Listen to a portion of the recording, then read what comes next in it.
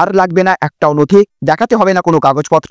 পশ্চিমবঙ্গে বন্ধ হয়ে যাচ্ছে এসআইআর অর্থাৎ ভোটার ভেরিফিকেশন প্রক্রিয়া। বিহারে যেখানে বিশেষ নিবিড় সংশোধন শেষ হয়ে গেছে, সেখানে বাংলায় শুরু হওয়ার আগেই থেমে গেল এই প্রক্রিয়া।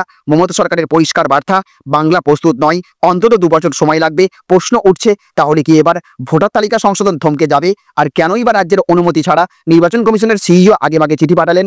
এই বড় ধাক্কা, এর পেছনের আসল রহস্য আর আপনার জন্য এর মানে কি, সবই জানবেন আজকের ভিডিওতে। তাই ভিডিওটা শেষ পর্যন্ত দেখুন।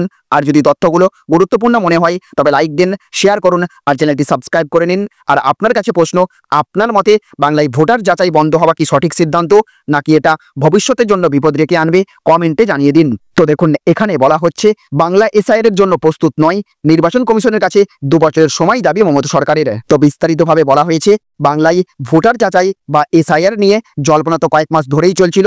বিহারে যেভাবে বিশেষ নিবিড় সংশোধন বা স্পেশাল ইন্টেন্সিভ রিভিশন সম্পন্ন হয়েছে, তাতে রাজনৈতিক মহলে চাপা গুঞ্জন ছিল। এবার বুঝি পশ্চিমবঙ্গের পালা। নির্বাচন কমিশনের ভেতরে ভেতরে প্রস্তুতি নিচ্ছিল। রাজ্যের মুখ্য নির্বাচনী আধিকারিক এমনকি কমিশনকে চিঠি দিয়ে জানিয়ে দেন বাংলা প্রস্তুত, এসআইআর চালু করা যেতে পারে। এই চিঠি প্রকাশ্যে আসার পরই রাজনৈতিক মহল আরও উত্তপ্ত হয়ে ওঠে। কিন্তু হঠাৎ করেই পরিস্থিতি বদলে যায়। রাজ্যের পক্ষ থেকে সরাসরি জানিয়ে দেওয়া হয়, বাংলা এখন এসআইআর এর জন্য প্রস্তুত নয়। মুখ্য সচিব মনোজ পান্ত নির্বাচন কমিশনের সিইওকে চিঠি লিখে জানিয়েছেন, এই প্রক্রিয়া শুরু করতে অন্তত আরও 2 বছর সময় লাগবে। অর্থাৎ আগামী 2টি বছরে ভোটার যাচাই প্রক্রিয়ার সেই বিশেষ পর্যায়ে বাংলায় হতে পারে না। এখানেই শুরু হয় বিতর্ক। প্রশ্ন উঠতে থাকে, তাহলে কেন সিইও অফিস রাজ্যের সঙ্গে পরামর্শ না করেই আগেভাগে কমিশনকে চিঠি পাঠালো? মুখ্য সচিবের চিঠিতেই নাকি স্পষ্ট অসন্তোষ প্রকাশ পেয়েছে।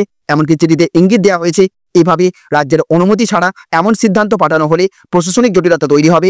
রাজনৈতিক বিশ্লেষকরা বলছেন, এসআইআর বন্ধ হয়ে গেলে ভোটার তালিকা সংশোধনের কাজ ধীর হবে আর তা সরাসরি প্রভাব ফেলতে পারে আগামী নির্বাচনগুলোতে। ভোটার তালিকার ভুল, মৃত ভোটারের নাম অথবা ডুপ্লিকেট এন্ট্রি ঠিক করার জন্য এই বিশেষ যাচাই প্রক্রিয়া অত্যন্ত গুরুত্বপূর্ণ। বিহারে এই প্রক্রিয়া শেষ হওয়ায় তালিকা আরও নির্ভুল হয়েছে বলে দাবি কমিশনের। কিন্তু বাংলায় সেটি স্থগিত হওয়ায় বিরোধী শিবির ইতিমধ্যে আক্রমণ শুরু করেছে। সাধারণ মানুষের জন্য এর অর্থ কি? যারা ভোটার তালিকায় নাম নিয়ে সমস্যা পাচ্ছেন, যেমন ভুল বানান, ভুল ঠিকানা অথবা নাম বাদ পড়ে যাওয়া, তাদের সংশোধনের সুযোগ সীমিত হবে।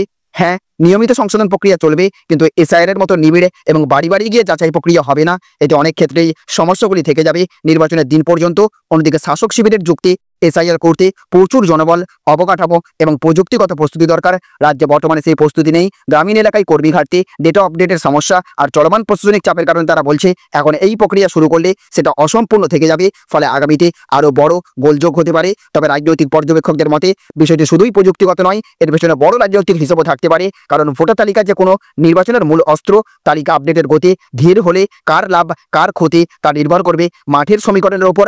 বিরোধীরা অভিযোগ তুলছে, এটি ইচ্ছাকৃতভাবে করা হচ্ছে যাতে নির্দিষ্ট অংশের ভোটারদের নাম তালিকায় না ওঠে বা থেকে যায় ভুল তথ্য। শাসক শিবির অবশ্য এই অভিযোগ উড়িয়ে দিয়ে বলছে, সবকিছু নিয়ম মেনেই হচ্ছে, এখানে রাজনৈতিক উদ্দেশ্য নেই।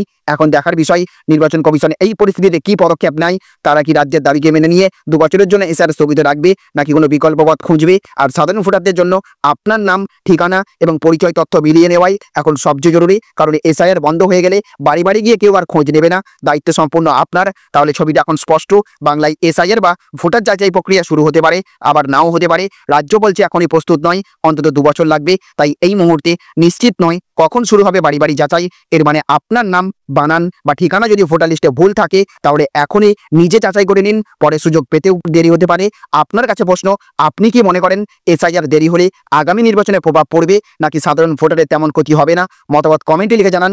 তথ্য গুরুত্বপূর্ণ মনে হলে ভিডিওতে লাইক দিন, শেয়ার করুন আর চ্যানেল সাবস্ক্রাইব করুন, কারণ আমরা পৌঁছে দেবো সেই খবর যা অন্যরা আপনাকে বলতে চায় না। ভালো থাকবেন, সুস্থ থাকবেন।